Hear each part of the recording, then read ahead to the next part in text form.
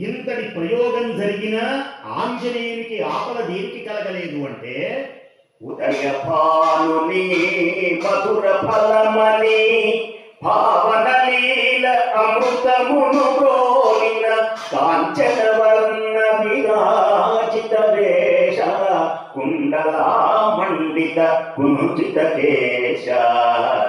ఈ గొంతు వినే ఉంటారు కదా మీరు రోజు. శ్రీకనుమాను గురుదేవు చరణములు ఇక పద సాధక శరణములు. ఉదయించేటువంటి సూర్యుడిని ఎమ్మినప్పుడు ఆ దేవేంద్రుడు వజ్రాయుధ ఖాతకు దెబ్బని చిత్తబడిపోయినప్పుడు దేవతలందరూ దీవించాడు బ్రహ్మదేవత. మా ఆశ్రమాల వల్ల కానీ మా వల్ల కానీ ఆంజనేయుడికి ఆపద కలగదు. ఇప్పుడు బ్రహ్మాస్త్రం మాయమైపోయింది. ఎందుకని బ్రహ్మగారి దీవెన కనుక.